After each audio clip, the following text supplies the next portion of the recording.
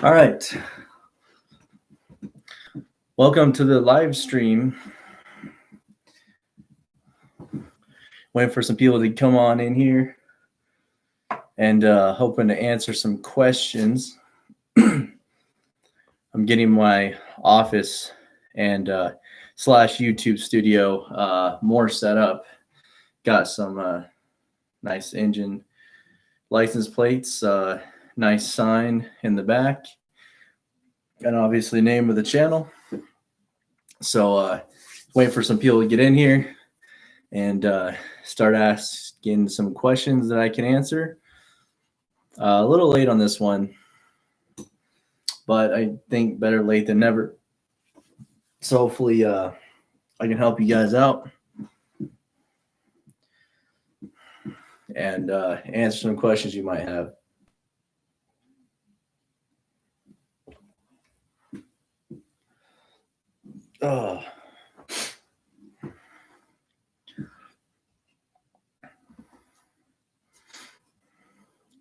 Hope you guys like the new or how the studio setup is coming along with the license plates here. Just trying to make it look like more of a trucking decor. If you get on here, it's kind of a trucking channel, and you're not going to be, I'm not going to be talking about shoes or something like that. Hey, Rhett, Bussy, sorry if I butchered your name. How many miles is a good number on buying used trucks for OTR, and what is reasonable price to spend on a used truck? So I would try to stick under 500,000 miles and around that $50,000 mark. I think that's kind of a happy medium. Obviously, you'll spend more money to go less miles, and then you'll spend less money to go higher in the miles. But I usually try to stick below the 500 mile mark, or I'm sorry, 500,000 miles. Try to stay below that. That's the best advice I have. If you find a truck that's got 600,000 or 700,000 miles on it, and it's not too awfully old, and it's got a good track record, then you can go ahead and pull the trigger on that. But I would say under 500,000. And sometimes you can find trucks for 40 to 45,000. Well, I mean, if you're looking for an over-the-road truck, I'm talking about trucks I look for, which are more heavy spec, big horsepower. But you can find over-the-road trucks with probably 400,000 miles for probably around 40 grand, maybe 45-ish. I've seen a lot of those. I've personally bought a couple trucks for $30,000 that had 450,000 miles. Don't know how common that is nowadays, but at least it was back then. And my recent purchase, but it's a super heavy spec truck, would not be good for over the road. The thing tops out at, my top speed's like 70 to 75 miles an hour, and my RPMs are just wrapped out. So it wouldn't be a good over the road truck, especially if you're wanting to do 80 miles an hour, which I still do, but my RPMs are so high, I'm probably drinking so much more fuel than it's worth. All right, looks like we got a few more people in here. Got some flavored water here. Not a big flavored water fan, to be honest, but it's all I had laying around.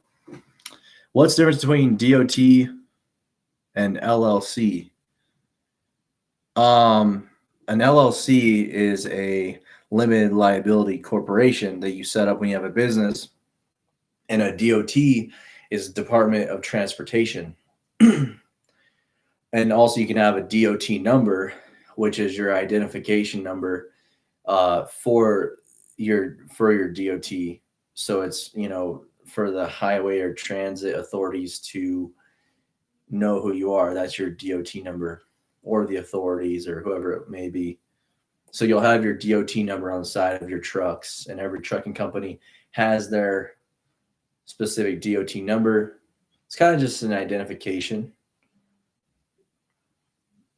But yeah, two completely different things. LLCs is like a company. It's a type of company, like an incorporation or an S corporation. And then a DOT is the governing body for the Department of Transportation. That's what DOT stands for.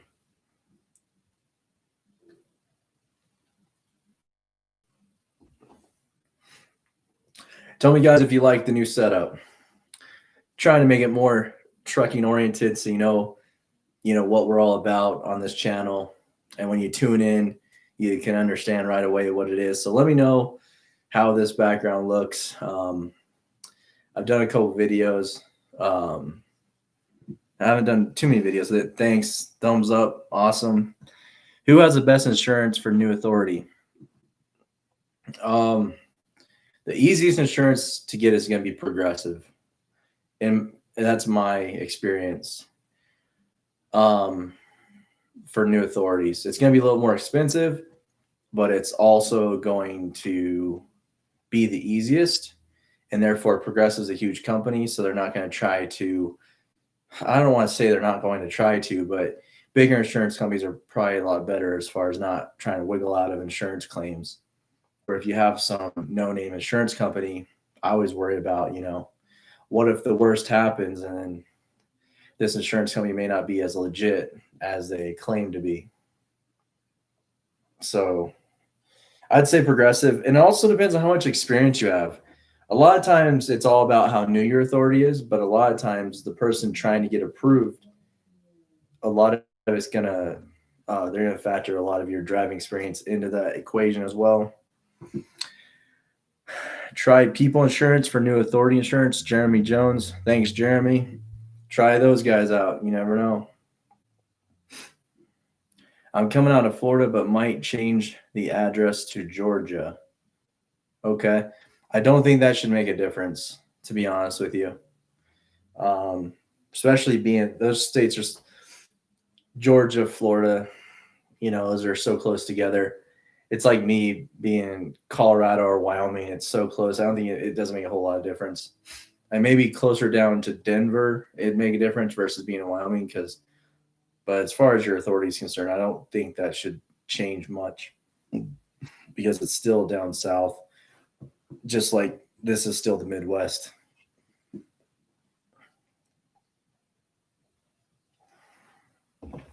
People Insurance quoted me $12,000 for the year, $2,700 for down payment, $944 monthly. That's not horrible.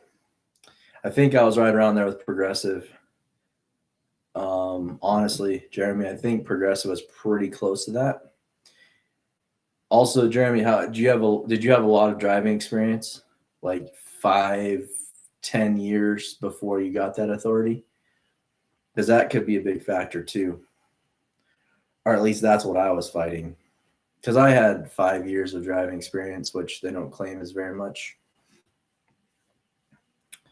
Rhett, I'm looking to be signing up with Prime Inc. to get some skin in the game and have paid training.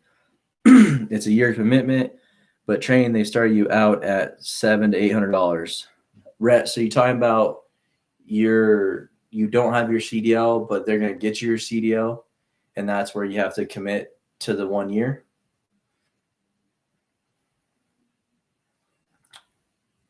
Awesome. Hey, man, that's great. It's not the greatest pay, I'll be honest with you, but you need to get your feet wet and get started somewhere. And once you get started there, maybe you can figure out ways to make more and more money. But yeah, that's not bad. I mean, and like I said before, a lot of guys have been asking me, how do I get my CDL? I want to come to the States, or I want to do this, I want to do that. And that's a perfect example. Get it with a company that's going to get you your CDL, get you all your training, and they're going to sign you into a 1 to 2 year contract. And you can break that contract at any time. A lot of people don't realize that it's just money out of your pocket. I worked for a beverage distribution company, and they made me sign a year contract, and they got me my CDL. Well, the oil field's right next door, so they're paying $80,000 a year, and I was making probably 35,000 at the most at the beer company, distribution company. So I said, screw this. I'll pay your $2,000, $1,500 you're going to come after me for. And they did. They sent it to collections, and it didn't go on my credit because I paid it, but I paid $1,500. And so don't be scared of that either. Like, don't be scared that you're like, don't make yourself feel trapped, for sure. All right. Jeremy Jones, 3 years of experience. That's a good deal, man. That's actually a really good deal. If you have 3 years of experience and quote you that's pretty good, man. That's a good one then. Cassius, no, mine is 2 years, but dad has 22 years. Let's see here. Oh, okay, cool. Well, if you have 2 years, I mean, you might try that insurance company that Jeremy said, but if not, try Progressive. They're not the cheapest, I'll admit that, but they are the easiest to get going with. Like, it's very little trouble to get you approved and get going. And I think they made me put roughly about the same amount of money down that you quoted. Jeremy, what'd you say? $2,700 down. Yeah, so you roughly had to do 10%, a little bit over that. That's roughly what I had to do. And they went off your credit score. And I had a decent credit score back then.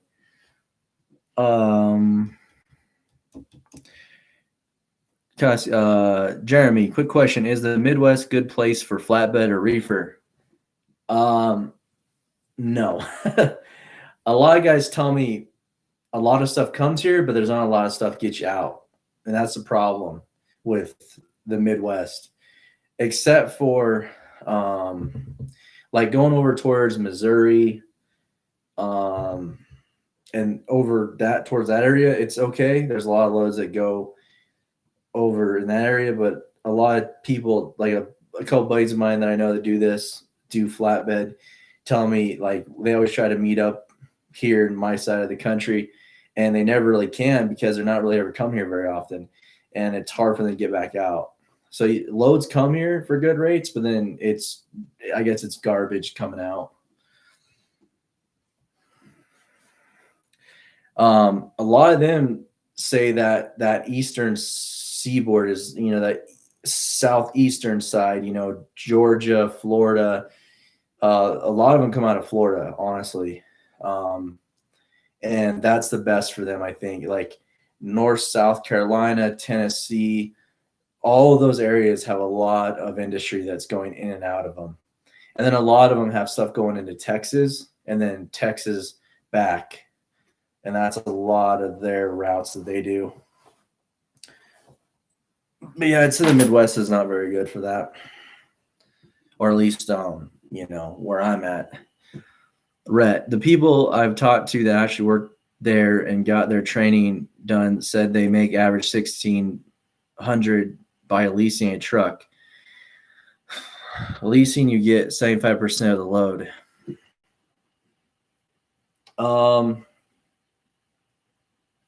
That's not the greatest amount of money. If you're leasing on $1,600 a week is actually pretty low. This is my advice. I would get in there and get your CDL and get at least 3 to 6 months of experience if you can handle it and if it doesn't drive you crazy. If it doesn't drive you crazy, stretch out for that year mark and then start looking for other companies because making $700-800 a week is really low. Even though you're a new driver, there's a lot of demand for drivers out there, even new drivers. If you don't have any mess ups or don't have any issues, have a clean record, all that good stuff. And I've talked about this before, but yeah, you should be able to make closer after you get 3 to 6 months experience. You should be able to make closer to $1,400 a week. 12 to 1,400 a week on the low side. So leasing onto them for $1,600 a week, I don't see. That's not. I mean, I understand that might be a lot for some people, but in this industry, that's not very good. A lot of guys here will pretty much tell you about the same thing, I'm sure. Man, that is crazy. That's actually pretty low. Like if you have a good company driver job, you can make $1,600 a week gross, if not more. And you don't have no responsibilities of the truck. I also I have a video on predatory leases. I want to look at that video because that sounds kind of like it's going up that alley. I'm not saying it is, but that's kind of what it sounds like to me. I'm gonna.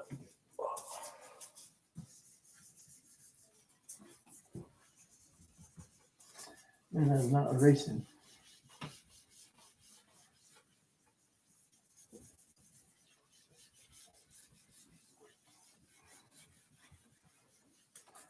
All right. Had to erase the starting soon because we're already going.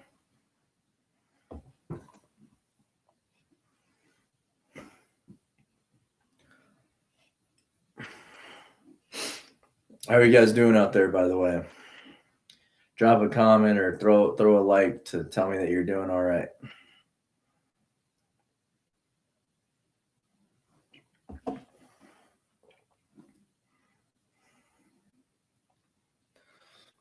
Thank you for the thumbs up.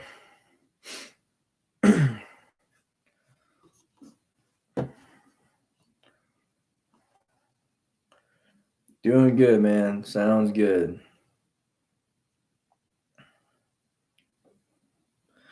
Yeah, hopefully you heard what I was just saying about your comment. I would just get your feet wet there and look for something shortly after you get your license and get some good experience underneath your belt. So that's pretty low for the pay, even with them getting your CEO for you.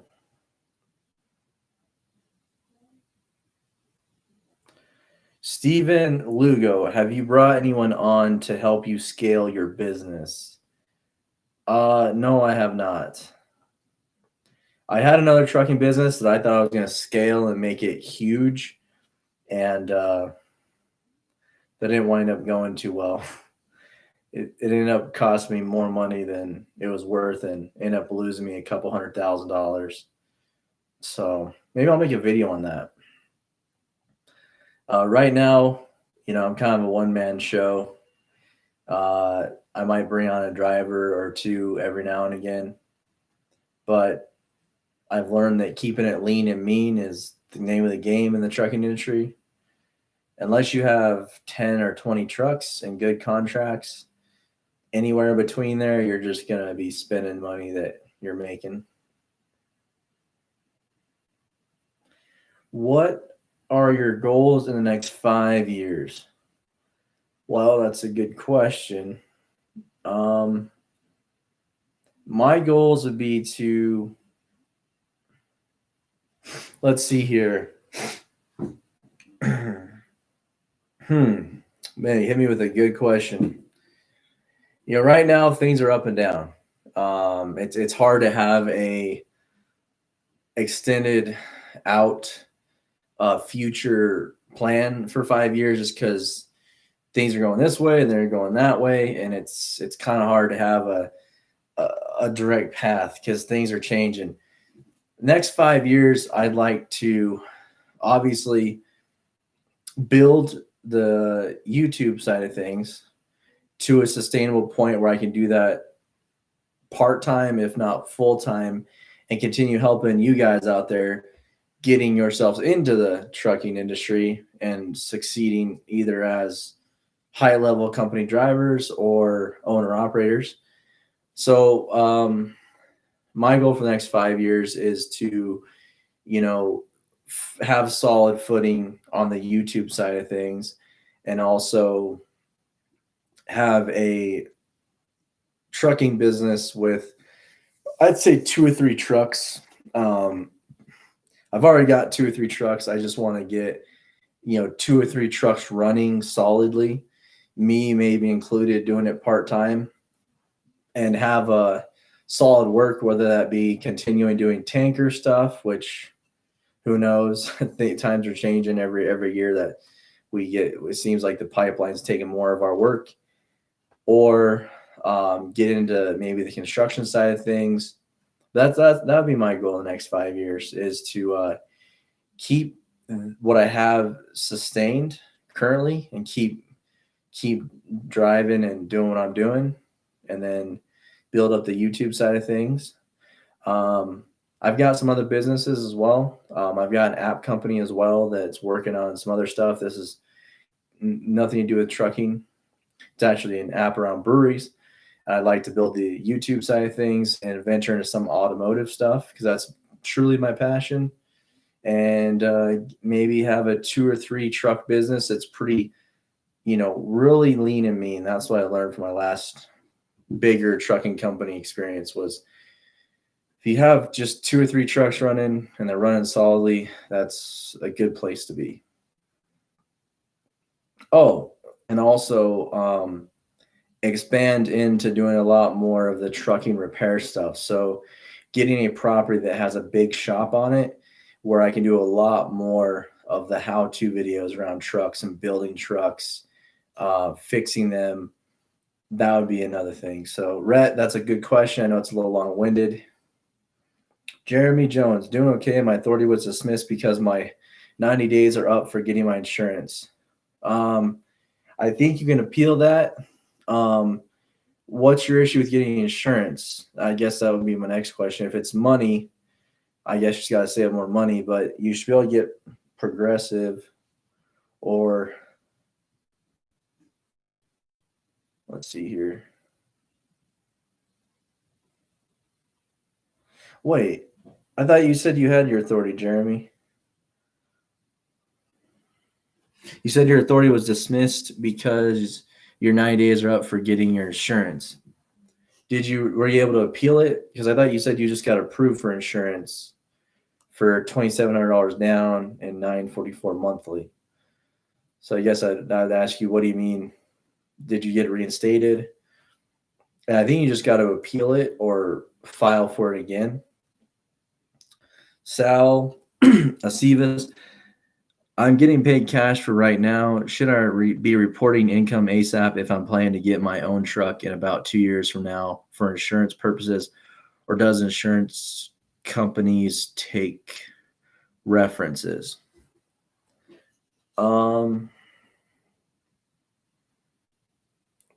Yeah, you might want to start reporting it. Yeah, as you're going to need to prove your income, unless you're planning on buying a truck outright. If you can save 20 grand, 25 grand cash, that might get you a $50,000 truck going 50-50, or just buying a $20,000 to $25,000 truck cash. But yeah, you might want to start. It's kind of, I can't legally tell you this, but report enough that you need to report enough that you qualify for, but consult an accountant or a finance company, consult a bank about saying, hey, I want to buy a truck. What kind of income do I need to show or provide you? That's what I would ask, is some of the Daimler Financial, Amir Equipment Finance, PNC Bank. Those are just a few out there. So I would ask them what kind of income they'd like to see to finance your truck. And I understand you're working as a truck driver right now, so that would be good.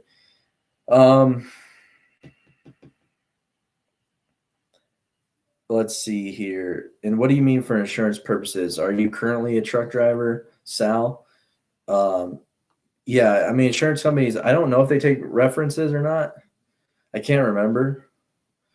Rhett, I'm not sure what to do when I go to Prime for training. I can either choose reefer or flatbed. Not really sure what to choose. Any advice? Flatbed. Choose flatbed.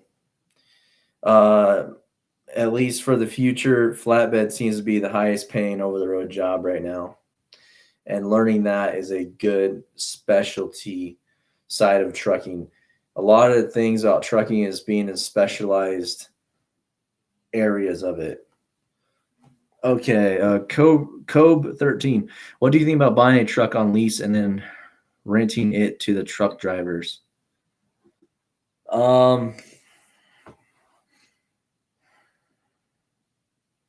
That's difficult because you're already taking liability of truck drivers, which is enough liability to have truck drivers, and now you're expecting them. Now you have to chase them down for money. It sounds like a pain, honestly. You know, I can't say it's not worth it because I'm looking at doing that with a good friend of mine or people that I know. But I'm not going to lease the truck. I'm going to buy the truck, and then they're going to drive it for me. And at the end of a few months, I'm going to allow them the option to either buy it out from underneath me or lease it from me. And then you're kind of like leasing and then renting to somebody. Man, I don't know if that'll work too well. No offense, but it just sounds like a shisty scam type business adventure. Doesn't it sounds too fishy, man. I would buy the truck, and then if you want to lease it to somebody, do that. But don't lease it and then rent to somebody. And like I said, you're already, yeah, that's too much liability. I don't get into stuff like that. Sounds like this guy went through a guy who goes through another guy, and that's just too much.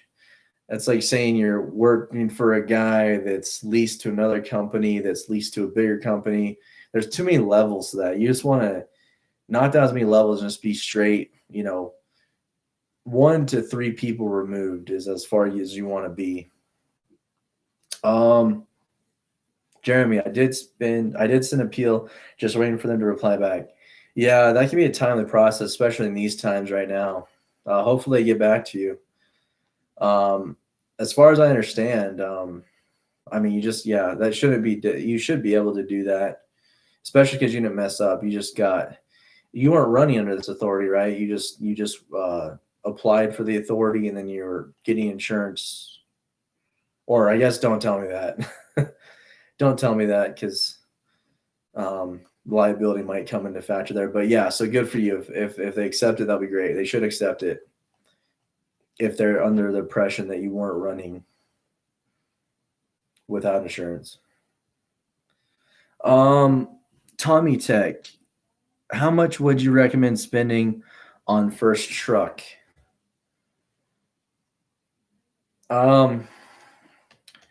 Well, it's difficult because it depends on, how much money you have and how much you're comfortable with.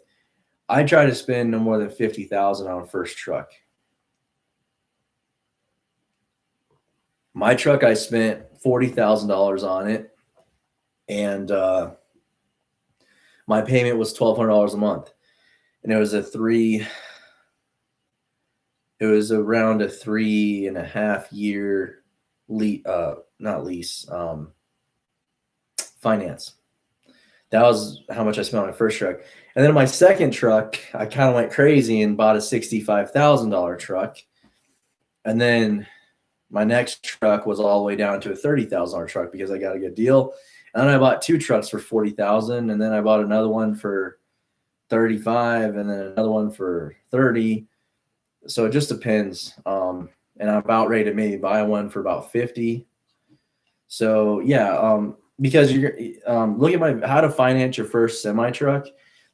Check out my video on the YouTube channel, on my YouTube channel, Make Money Trucking. I mean, you know where you're at, I'm assuming. And I go over a lot there.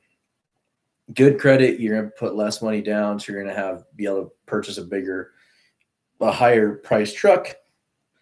But then you still need money set aside for emergency expenses. So if you got $50,000 total, or let me say, if you got $20,000 set aside and you could put $10,000 down and get a $50,000 truck, that's good. Because then you'll still have 20,000, so you'll have 30,000 to spend total. You put 20,000 in the bank, take your 10, put it down on your $50,000 truck, or a $40,000 truck. That's good. That's a good place to be, because then the truck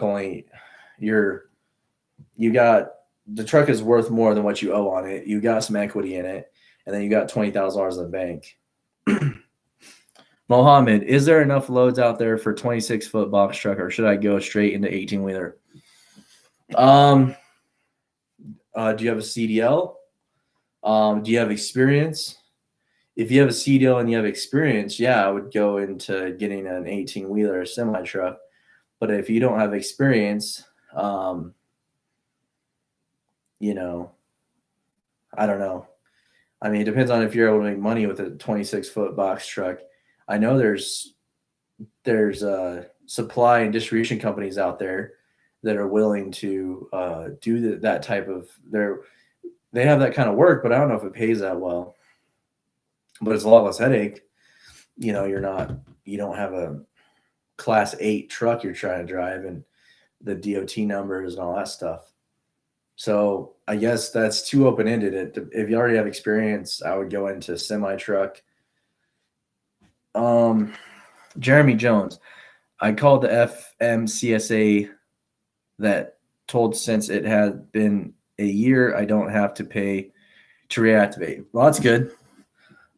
Yeah, sometimes they'll work with you. We all like to complain. I mean, sometimes it's not as bad as we make it out to be, but that's good. You don't have to pay to reactivate it. I think once you reactivate it the first time, I don't know how that works. I have a DOT authority too. I just don't use it currently. It's still active. I guess it's not really deactivated till I deactivate it. But yeah, so once you get it activated, I think it'll be good. Rhett, thoughts on hotshot trucking? Hotshot trucking, there was a huge craze on YouTube for it. For whatever reason, I don't know why. But in certain circumstances, it's good. But a lot of the flatbed guys, a lot of the semi flatbeds are taking their loads because they can take 2 or 3 of their loads at once. So they're losing a lot of work on that front because you're trying to use a pickup truck to do semi truck loads that might be light enough to handle to do it with a pickup truck. It's kind of like yeah. I know a couple people tried it, didn't work out very well for them. I think the guys that are doing it on YouTube are making so much money off are making enough money off YouTube to justify still doing it. But if they're just doing it and not making any money off YouTube, I don't think they'd still be doing it. I think their YouTube earnings are helping them keep it going. I follow a guy on Instagram, and he seems like he's doing okay, but I don't know if he's really on top. He might be really on top of like the load boards, or he might have like direct contracts or good relationships with the shippers and suppliers. But a lot of guys they get into it and they don't make it because a lot of loads are either too big for their pickups, or like I said, semis are saying, "Oh, I'll take that. Oh, here's a hot shot load here. Here's a hot load showed here, and here's a hot lot showed here. Hot shot load here. I'll take all 3. Have a nice day. See you later." And then the hot shot guy is like, he took all my loads. And then the shipper's like, sorry, we don't care who takes it. We just need someone to take it. So that's my thought on hot shot. I feel like it was a huge trend the last couple of years. And I think it's kind of slowing down, if not dying a little bit. Yeah, because I saw these YouTubers and I was like, holy crap. This guy's talking about how he made $4,000 a week doing hot shot. And then, he gets like 100,000 views. And I was like, well, 1 week out of 2 months, you made 4,000, because I guarantee you're not sustainably doing that every single week. unless you've got some crazy contract, and that's probably not going to last very long. Cobe 13. Thanks for answering, man. I appreciate it. No problem, man. Happy to help. Just being honest with you on that situation. Appreciate it. My goal is to try to help everybody out, give a little bit of knowledge to new guys out there that are getting started out. The real Bonetonian. That's a funny name. 6291. Thought on heavy haul Pete or Freightliner?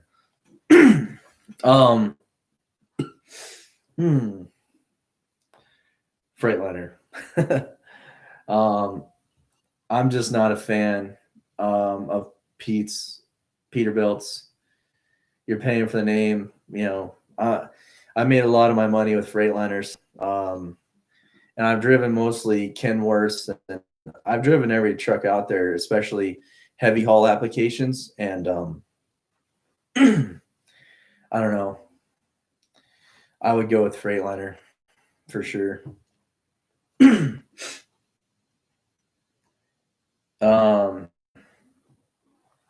But don't be going snagging up those heavy haul Freightliners that I'm looking at, though. Just kidding. Yeah, I would go with the Freightliner for sure. Never really been into Peterbilt's.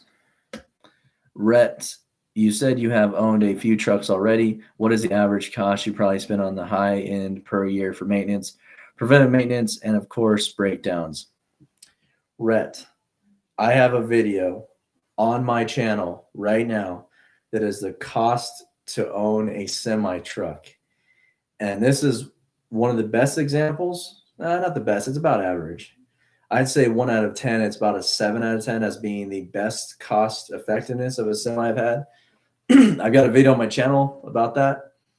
Go check that out. I go over some numbers and detail of some things that I've experienced, and I would say roughly, anywhere from $10,000 to $20,000 is what you're going to spend a year. And it can be more than that. I mean, it could be up to $30,000 for a major repair for that year. Like, say, if you have a motor you need to rebuild, or a transmission, or just some, a lot of things start going wrong. But I'd say around $10,000 to $20,000 a year on a cost-effective truck. Now, if you go buy some million-mile truck that's a Peterbilt, and they say the motor's been rebuilt, but that's not the case, they're lying to you, then you'll probably spend like 40 grand. You should probably have to rebuild the motor, and the rest of the truck is worn out, so you'll spend another 5, 10, 15 grand chasing suspension, driveline problems, rear ends, brakes, the whole thing. Eddie. Hello, Eddie. How are you? Okay, I will. Thanks. Yeah, you bet, man. I don't remember the exact numbers, but I broke it down, and that's actually been pretty average for most of my trucks. I haven't really had any major issues. I know none of us have a crystal ball, but what's your thoughts of the country locking down with COVID-19 again? Whew. Man, I don't want any trouble with my channel, so I'm not going to go too deep into that. But depending on how things go in the next couple months, I'm talking about towards the first of the year, I think that may not be as big of a problem anymore, because certain people will claim to have solved the problem and taken care of the situation underneath their control, or they think it's their control. And I think that give it a couple months, I think things are we're going to be asking ourselves, what situation? I don't remember any type of virus. But that's just my opinion. It could go the opposite way too. They could get a lot stricter, but I think that once certain people get their way on a certain issues, I think a lot of people calm down on it. And also, supposedly a vaccine's coming too. So I think that once that comes, things will get a lot better. But I don't want to get too into that on this channel. I want to stay away from it. But it is a real world thing we're dealing with. And as far as in the real world, where trucks are needed to haul freight and trucks need to roll and keep rolling, things go on as usual, as normal. So I wouldn't worry about it too much. If you own a bar, you might have to worry. But if you're a truck driver, supply still needs to get sent. Ever thought about doing hot shot trucking? No, I have not, because I don't want to. No, because I don't want to be over the road. How you doing, Courtney? I know who you are. Been going back and forth a lot of comments. So welcome to the live chat for one, and for two. No, I don't want to do hot shot trucking, because if I did do that, I'd have to be over the road, and if I was over the road, I'd rather have a truck to sleep in rather than the back of a pickup truck. And everybody I know that's ever tried hot shot trucking, it basically goes well for them, and then it doesn't go very well for them because it's so inconsistent, and the semi trucks are stealing their loads anyways. And it's very rare that they get small enough loads that pay enough that it benefits for a pickup truck to take versus semi truck. All right, Tommy Tech. What mileage range are you looking to stay under when buying a truck, or other key factors you look at when looking to buy? I try to stay under 500,000 miles, and I basically try to get the best deal I possibly can within the specifications that I'm looking for. So if I'm looking for a heavy spec truck, I'm basically looking for the lowest mileage and the right setup, the right sleeper, the right weight, the right gear ratios, the right transmission, the right torque rating.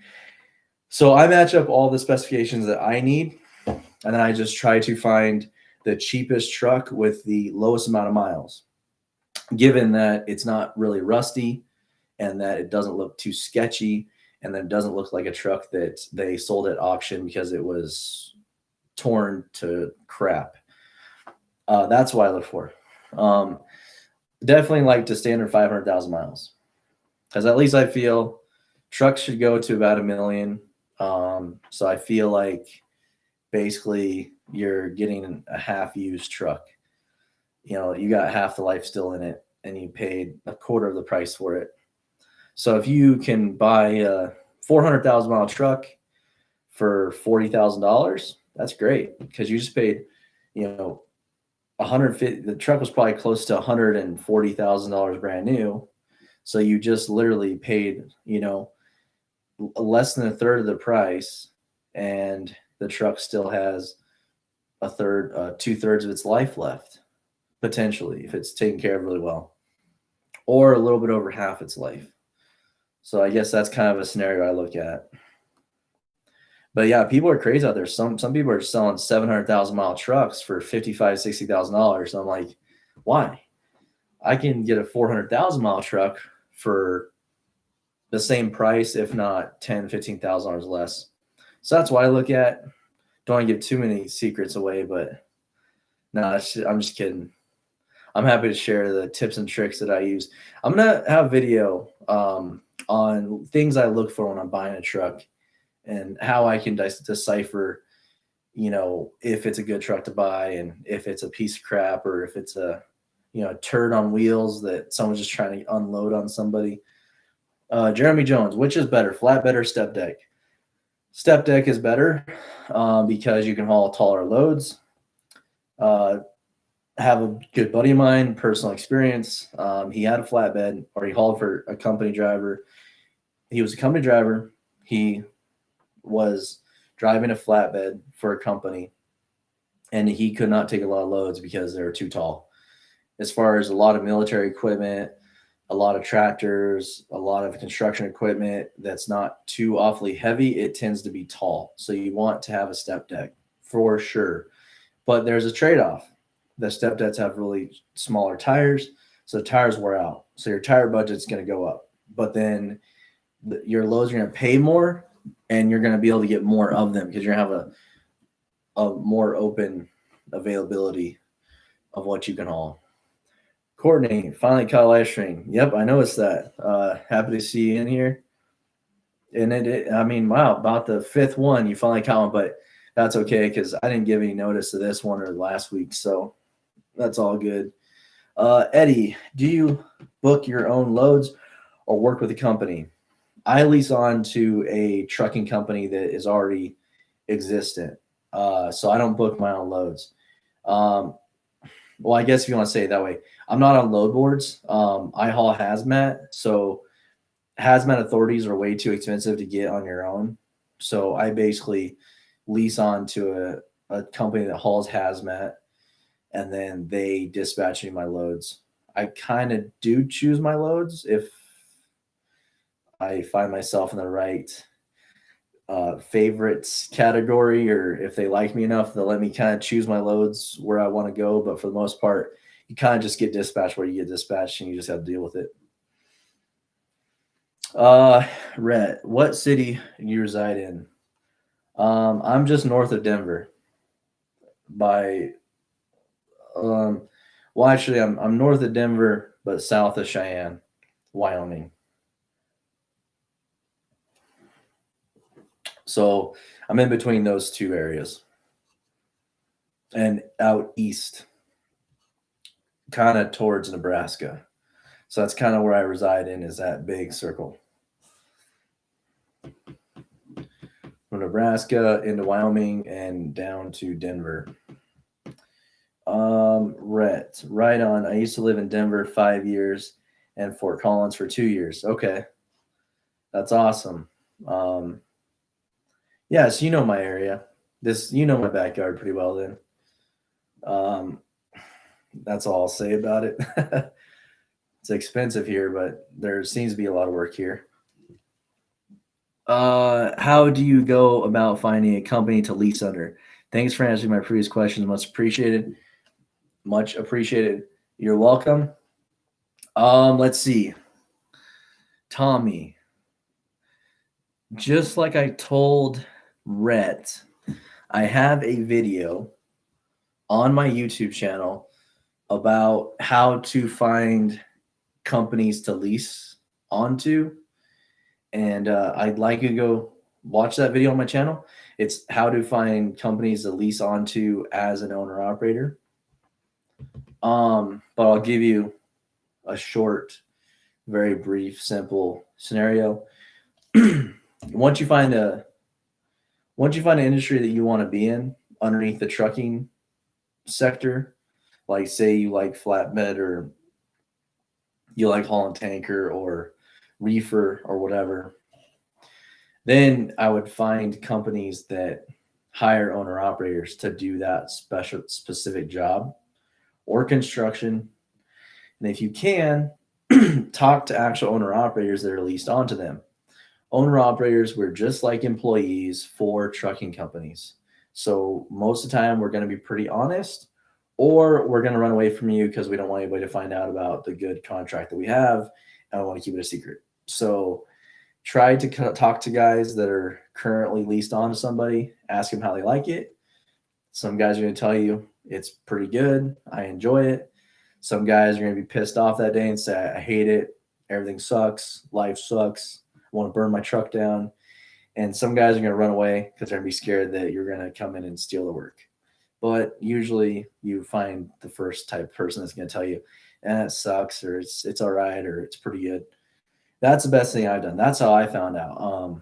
Being in the industry that I'm in, I talk to people. I would run to these guys at the truck stops, at offload or loading locations, and I'd say, hey, how you doing? How's it going? How do you like this company you work for? And some guys pretty much say piss off, and some guys start talking to you and they're honest and fantastic. That's how I found a lot of the companies I found to lease onto. And then once I've been in the industry long enough, I kind of just know guys who know guys who know other guys that have been pretty much all around the same industry. It's a small world once you get into it. So basically, um, that's how you find out. Sorry, that's long winded. My video on YouTube might even be shorter than that. But long story short, ask around, call companies, find out if they're hiring owner operators, ask them why they're hiring.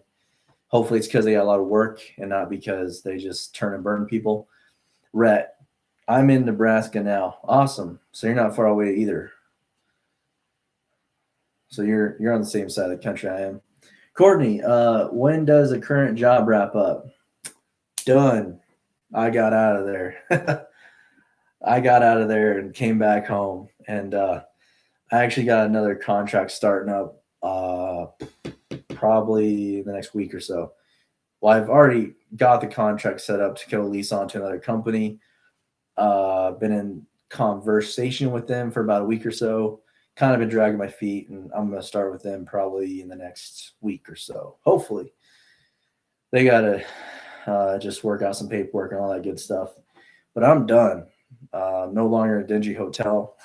I'm back at home in my office or my YouTube studio, if you want to call it. And happy to be home. What is good price for a used step deck? Dang. I'd say 20 to 30 grand. I would text my buddy, but he's sleeping right now. I'll ask him. Let's see here. He might have one for sale that he's actually looking. He was looking to upgrade, but I think he sold a normal flatbed. He might have just sold his flatbed. So forget I said that. But if you want to reach out to me on my Instagram and just say, Instagram at Make Money Trucking, send me a DM.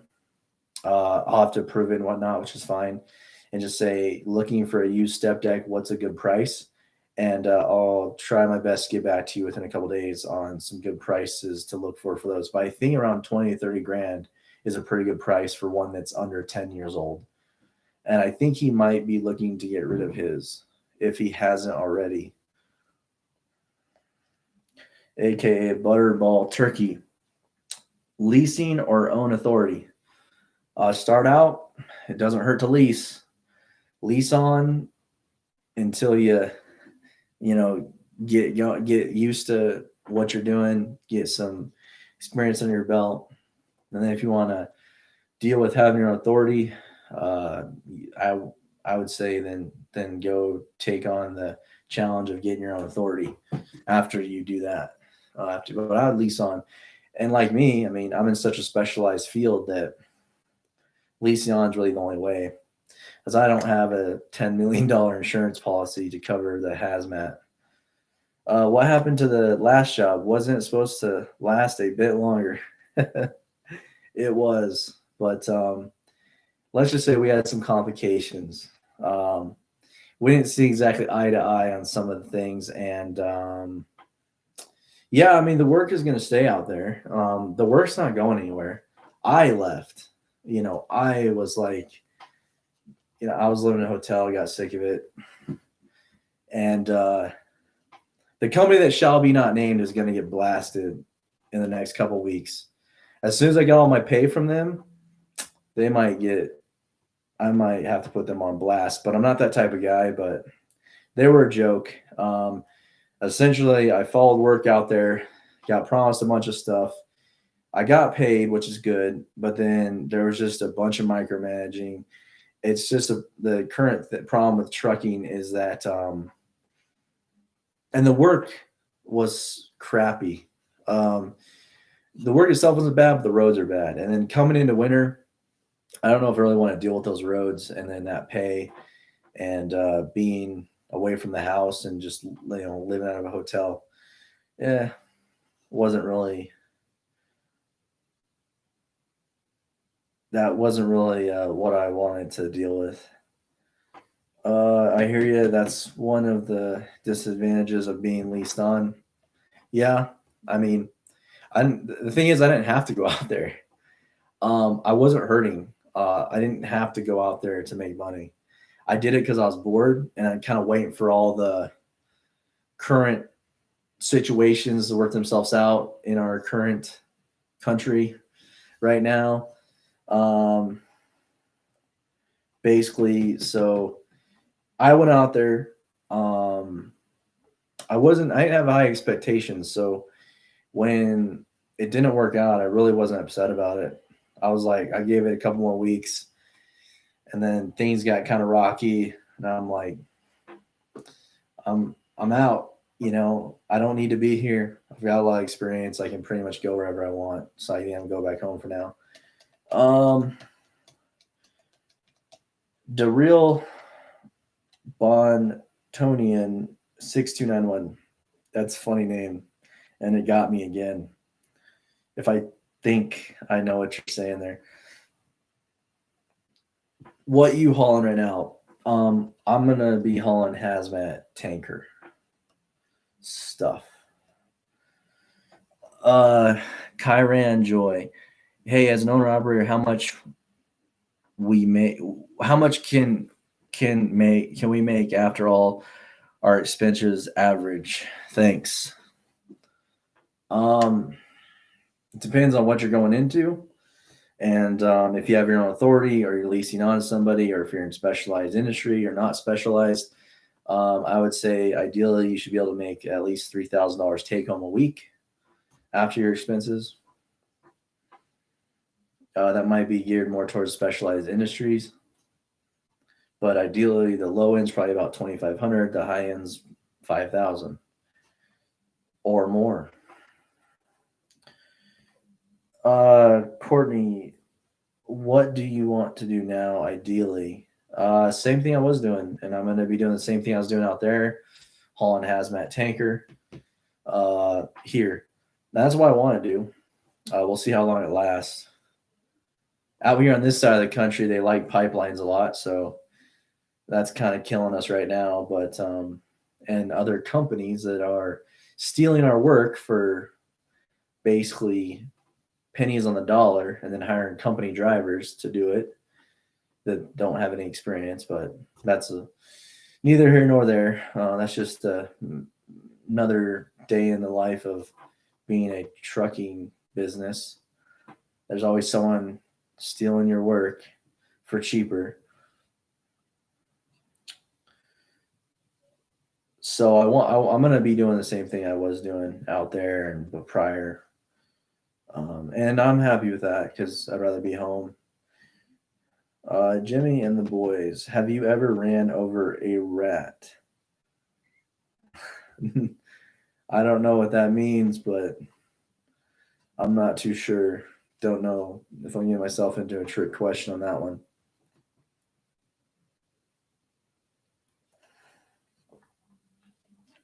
I guess I would ask that question is I'm not understanding what you mean by that. Eddie, since you do hazmat, do you have to go up the pass on ice on the 70 Loveland Pass? I think no. Luckily for me, I stay on the east side, so I stay out in the plains. We don't do too much stuff going over the mountains. Luckily, if I was in Utah, I'd be doing a lot of that stuff. But as far as right now, I don't. There are some contracts that come up a lot that have you going up through Wyoming, over ice, over the Rockies, back down in, but very rarely would we go over I-70 because we would stay north of I-70 and just go I-80 and hit that over the mountains and back in. Not right now. I haven't had to do that. Hopefully I don't have to.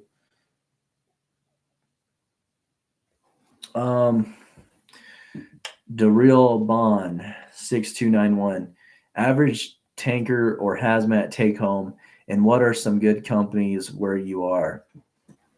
I'm assuming you mean take home for owner operators, and I'll answer that for that. $3,000 a week take home is pretty good. That should be pretty average. And I'm averaging that out. So some weeks you might do 4 or 5. Some weeks you may only do about 22,000 to 2,500. But that being said, if you're doing $2,000, you're probably working 2 or 3 days a week. So whereas a lot of people are going to say, "Oh, well, company drivers make $2,000 a week." Yeah, well, they're working 6 days a week to do it, or 5 to 6 days a week to do it. So if you're making $2,000 a week as an owner operator, you only work 2 or 3 days that week. Let's see here. And then good companies where I am. That's too hard to tell you because everything's up in the air right now. No one's hiring right now. And it depends on what kind of hazmat tanker you want to do. Like if you want to get into fuel, there's a lot of different tanker and hazmat stuff around me. There's chemicals, there's fuel, there's oil, there's fertilizer. And I don't know a whole lot of I don't know all the companies out there, so I can't give you a good enough answer on that. Because honestly, it's so slim pickings. Like, I'm going to be taking a contract leasing on with a company, but they don't know if it's going to be long term. I don't know if it's going to be long term. They have work right now, so they're just going to kind of see how it goes.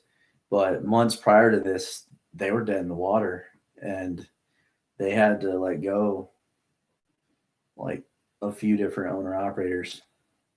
Rhett, have you ever heard any good things about owner operators for GP Transco? I'm not sure I'm familiar. What do they haul? Maybe I'm just not familiar with the name, but what do they haul? Transco sounds familiar.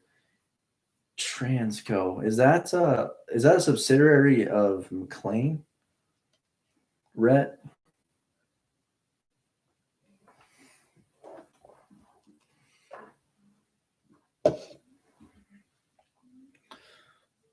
Thank you for the thumbs up, guys. I appreciate it. I know it's a little late. Thanks for joining me on this live stream. Just thought I'd jump on here real fast. Hope you guys like the new decor. Trying to make this studio / office for YouTube look more like a trucking channel. So you know where you're at when you're tuning in, or at least I would hope you know where you're at, seeing a truck and seeing the motor license plates. I still got some more to get. Want to make it more filled out, but I think this is good for right now. And I might get rid of the whiteboard altogether. I'm not sure yet. I sometimes use it, sometimes don't. Gotten missed comments on it, but I'm pretty happy with the new setup. This setup's awesome. This sign up here is great. It's fantastic. I actually got that off Instagram. So any of you owner operators out there, Zanvos, getting a free shout out. Zanvos did that for me. That company off Instagram, Zanvos. So it sounds exactly like it's spelled off Instagram. They make these metal signs for whatever industry you're in as far as owner operators go.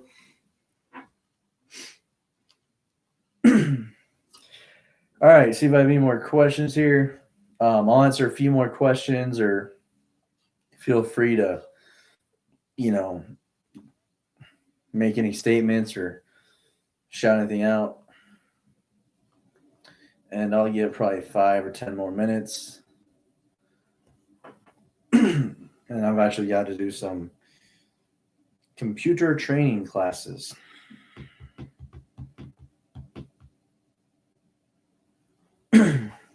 Or I guess some safety training classes. Because in my industry, you have to do these safety classes every couple months.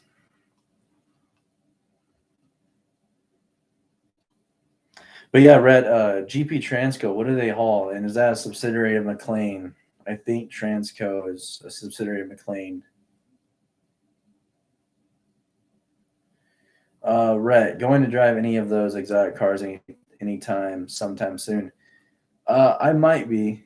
Let me think. It's getting into wintertime, so now that I'm back in town, I was out like West Virginia, Ohio area for the last couple months. I'm back in, my hometown, or I guess back home, I should say, not my hometown. Uh, maybe in the next couple months.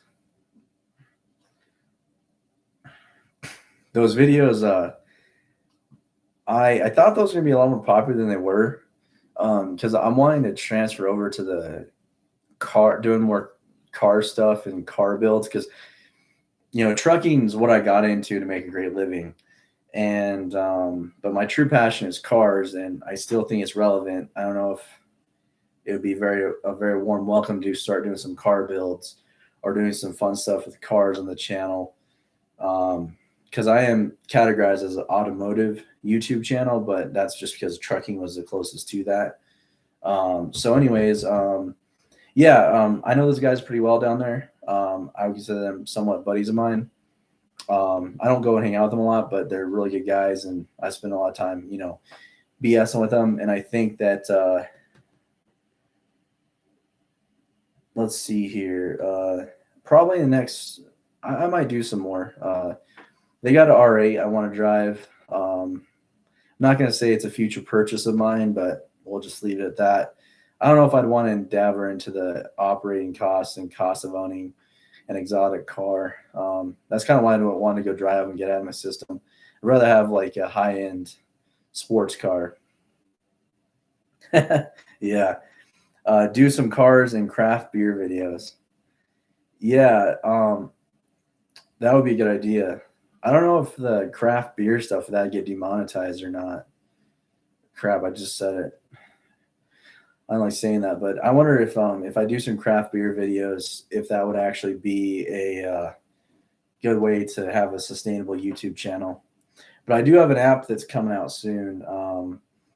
We're just waiting for this whole global situation to calm down, because a lot of people aren't going to breweries right now, or at least not as many as should be, and it's revolved around that. So I already have that. It's already ready to go. It's already developed. We're just waiting to release it and get breweries signed up for it. So yeah, I might make some of those in the future. Yeah, I don't have as many of you guys in here, but I kind of want to know if transitioning into doing more car and automotive stuff is of any interest to you guys out there, because it's make money trucking. So therefore trucking, a lot of guys are in trucking are also into automotive stuff. So I think it would go together well. Or should I make a different channel for that stuff and keep this just trucking, or maybe do a little bit of both? But yeah, coming up, I have a Detroit 60 that I'm going to potentially be rebuilding.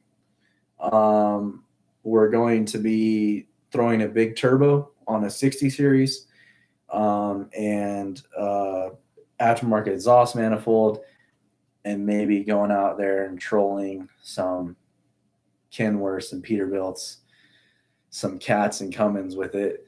That'll be fun. So that's coming up soon.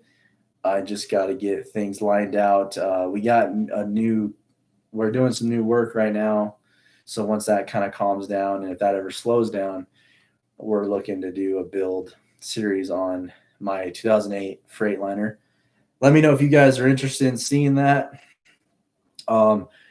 Before we had like a 650 to 700 horsepower tune. Sorry, excuse me, guys. We had a 650 to 700 horsepower tune on it, and it was a beast. But the turbo could not, the variable valve turbo could not handle that amount of boost and fuel being thrown at it. So we're gonna have to get just a stock style turbo with no variable vane in it and see how that goes. Rhett, have a good night. Don't worry, man. We're all rookies at once. once upon a time. And I'll catch you on the next one, man.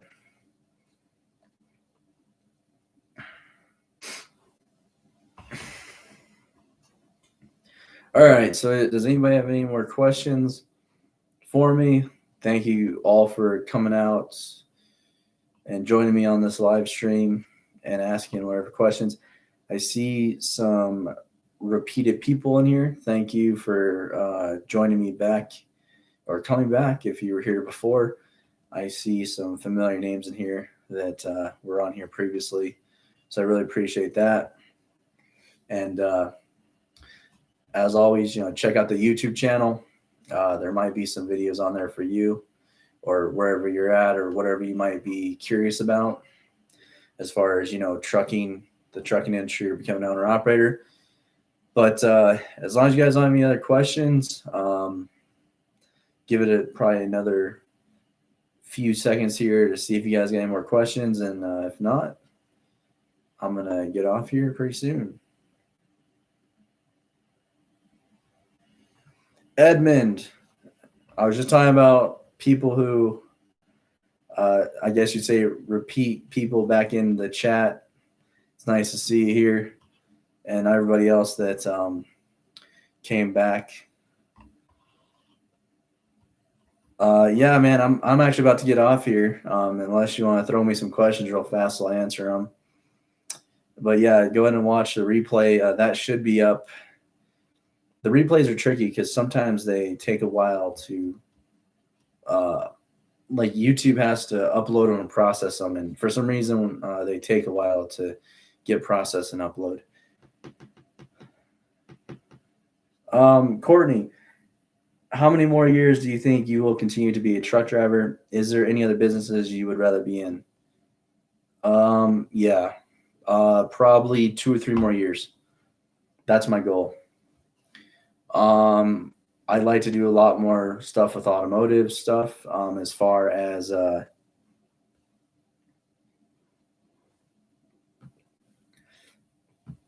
like to build the YouTube channel. I'd be happy with doing YouTube content revolved around trucking.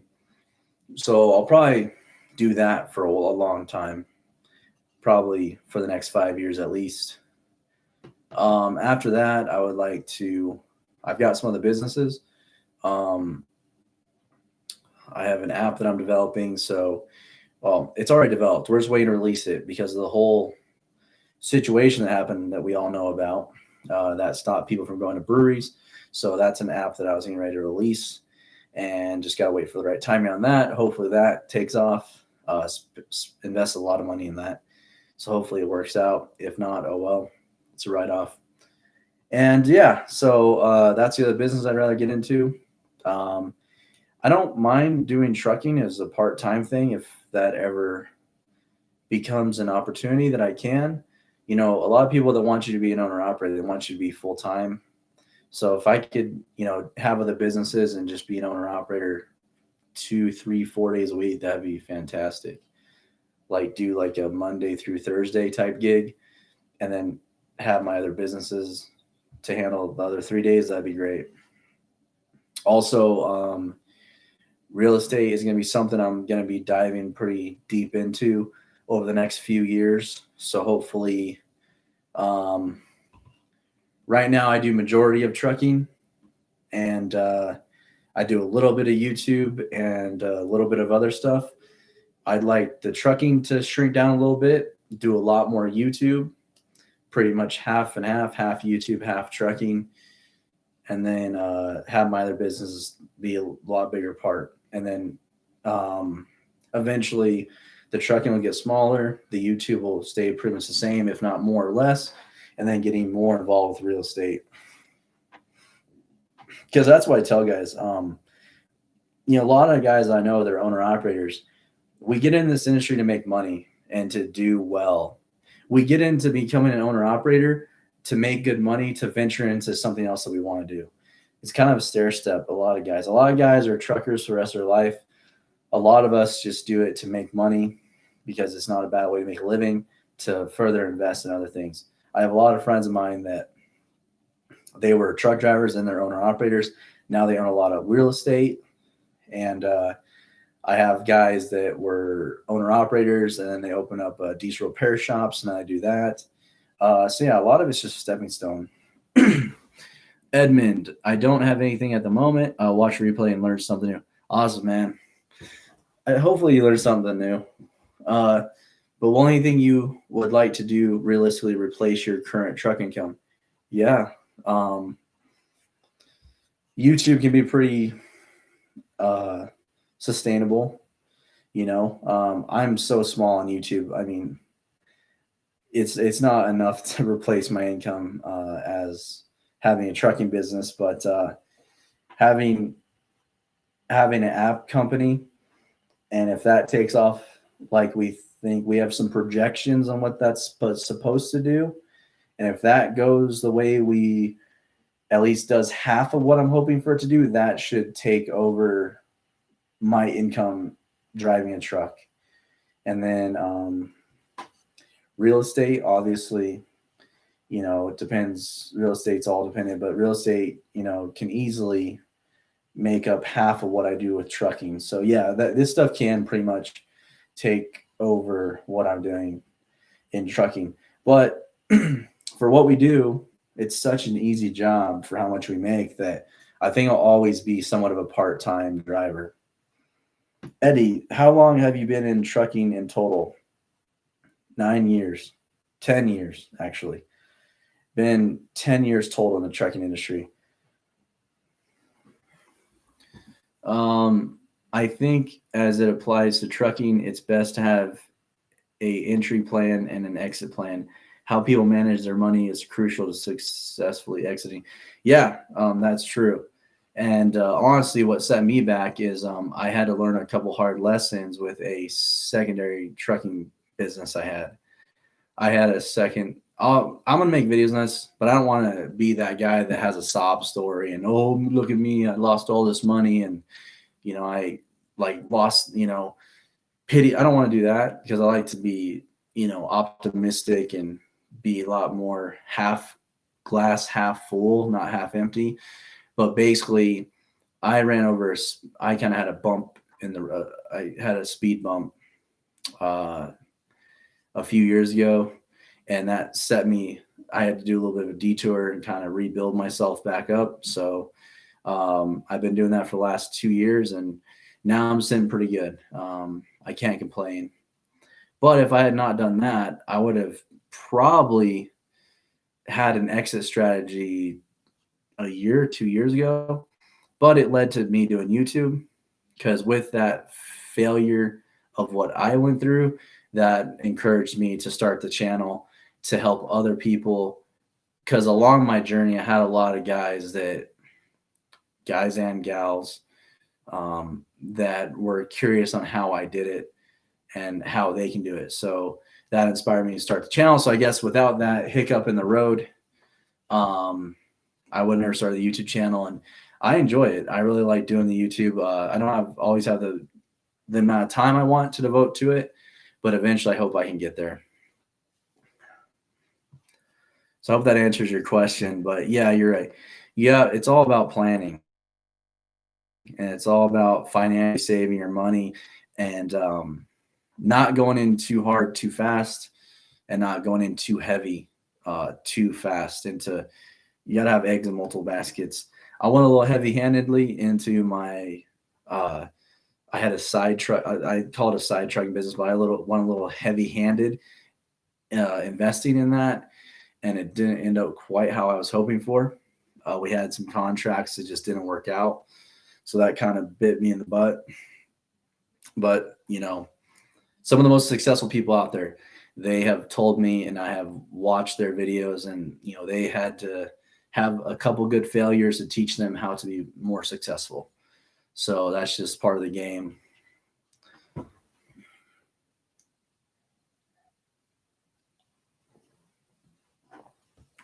little long-winded, but it's Thursday night. I don't have much else to do. Got to look into some safety videos, and that's about it. Eddie, do you know any owner-operators in California, and if so, are they successful? I I know truck drivers are from California, and they pretty much have the same story I have. Is well, it's really expensive to live there.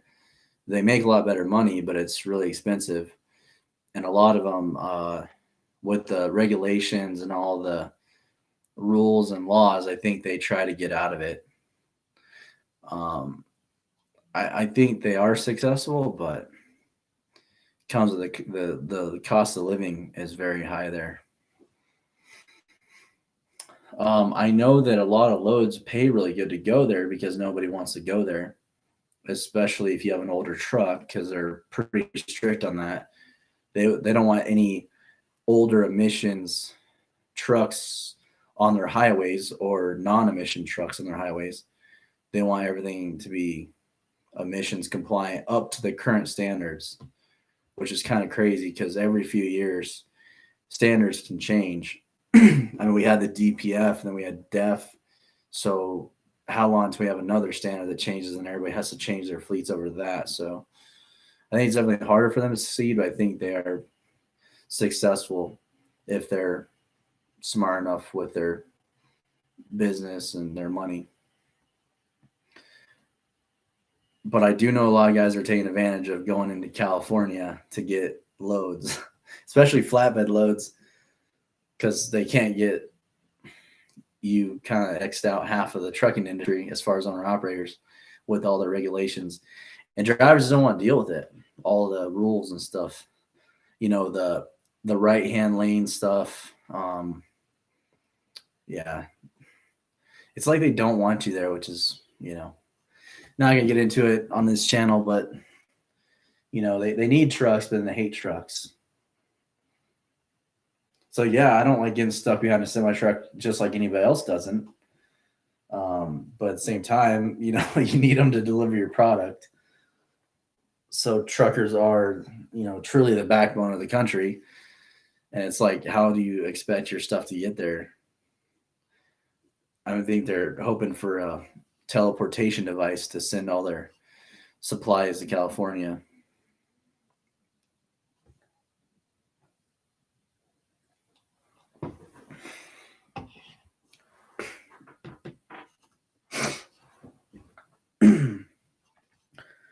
Just looking over the comments here, make sure I didn't forget nothing.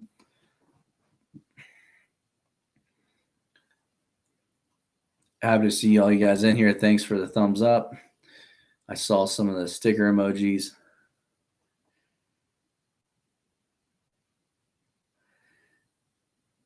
Let's see. I think I got another comment. Okay, Courtney. Planning and making good use of your money equals making good use of our time. Yeah, that's true. I hope I understand what you mean by that. But yeah, trying to.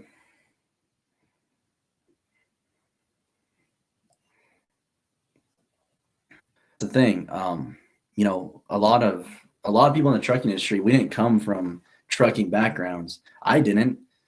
I was an engineer going to school for mechanical engineering. I had no ambition to become a truck driver. No one in my immediate family was truck drivers, and just me and my brother-in-law happened to become drivers at the same time. And we've kept with it, and some close family friends.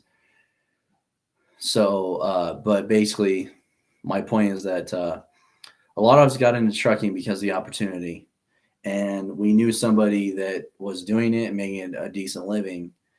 And a CDL is just as good as a degree if you've got a good driving record, because you can find a job anywhere, pretty much driving a truck. May not be the best money, but you'll always have a job wherever you go, unless you're picky like me and don't want to just do any job out there. But yeah, so a lot of us got into it for that. And some people stay and some people just use it as another stepping stone to success. And that's kind of my goal and my plan.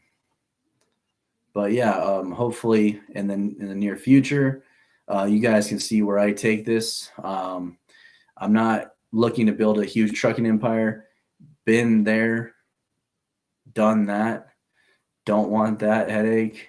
But I think that I can take the little money that I have made and invest it into something else outside of the trucking industry. But I'll still always be a part of it because it's led me to where I am today. So I definitely am appreciative of it. Because if a nobody like me can have the success that I have had, anybody can. Because I am not the smartest guy by any means. I was at the right place, right time, and I tried to take it to my advantage as much as I could. Corner Center's meant your. Oh yeah, okay, I got you. No, I did not finish my degree. I went back. So I was I was actually a welder in the oil and gas industry, and I went back to school to get my engineering degree. And during the time that I was doing that, I remember seeing guys driving trucks out in the field and thought, well, that would be an easy job. I remember talking to them, they said they made like $15 an hour. And I was making $8 an hour going to school. And I already had the experience in the oil and gas field as a welder. So I saw all the trucks out there. So then um, I ended up getting a job at a beverage distribution company, and I was a helper, a college kid going to working at a beer company. What could be better, right? I wasn't really big into that anyways, but I thought it'd be a good thing. Started doing that. After I did that for a few months, they got me my CDL. And then upon getting my CDL, I said, hey, I remember all those trucks out there in the oil and gas field. Maybe I can go out there and get one of those jobs. I don't have to, hump beer around all day, 165-pound kegs. That was tiring. And eventually I found a job. My first job was $80,000 a year, and I was local. I was still in my own backyard, and I went home every night. And I was like, holy crap. So I really started to reevaluate my education at that point. Second year, it just went up and up and up. And the next thing I know, I'm making six figures as a driver. And then along came me learning about becoming an owner operator and having the engineering mindset. I also had an entrepreneur mindset. So I was like, well, I could kind of join those two and be smart with my money. And I have a mechanical background. So like as far as being a mechanic and all that stuff. So it was like the best of all these worlds kind of came together right at the right time. And I became a driver. Then I became an owner operator. I already knew how to work on stuff, turn wrenches, fix stuff. So it just made perfect. And then I thought to myself, 3 years into it, 4 years into it, I have my own business. I'm making, probably 2 times the amount, double the money that I'd be making starting out as an engineer. A CDL is better than most degrees. Yeah, most of them. I mean, you're right. But see, my thing was, I was 2 years into it. I had another 2 or 3 years. I'm not the smartest guy, and I'm not the most motivated to do book work, but I like solving problems. So I would have 2 years of making $8 an hour, working all these jobs. Couldn't hold down a job because everybody lies to you. You get a job when you're in college. You say, hey, I can only work these hours. Is that all right? They say, okay. They hire you. Next thing you know, they're asking you to work a really late shift, and you're telling them, no, I can't. And then next thing you know, they're like getting mad at you, or they're letting you go, or you're having to quit. And then so did that for 2 years. And then I get into driving in the oil field, and I'm making 80 grand a year. And then I said, okay. And my plan was to save money and go back and get my degree. But by the time I was out there making 6 figures in a matter of 2 years, and it was pretty sustainable. Everything's changed nowadays. So it's a whole nother world nowadays of what it was during the boom. I basically said, I'm kind of good where I'm at, And then a lot of engineers in the downturns, they were getting laid off.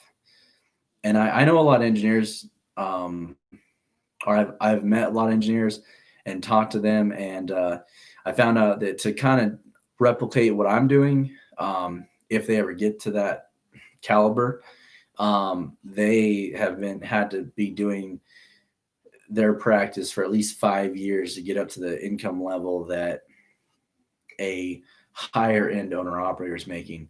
So I'm pretty happy with that. I was pretty far ahead. Yeah, I tell a lot of guys that a lot of people become truck drivers after they've gotten a 4-year degree that they can't use. That's probably, I'd say it's 70% of people that I run into, even owner operators. Mine, he was an accountant. He's got a degree, and he became an owner operator. This guy was crazy because he only had 6 months.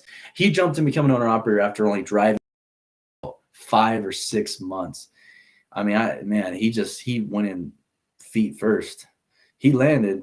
He sank or swim. Luckily, he ended up swimming. He didn't sink. And he did pretty good for a few years. I don't know if he's still doing it.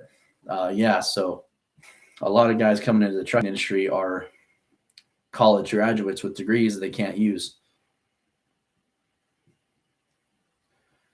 Because at the end of the day, I think college degrees are kind of, people with college degrees are going to start getting paid less and less because there are more and more people out there with them. There's a lot of people with CDLs, but there's a lot more of a shortage of truck drivers than there are for certain people with certain degrees. All right, guys. Well, and gals, it was fun talking on this live stream. I'm going to get off here. Hopefully you can check out my channel. I'm sure you already know of my channel if you're here, but we'll try to meet again next week around same time frame, Thursday, I would say. Maybe a little earlier this time. It's a little bit late. So have a good one, and I will see you guys on the next one.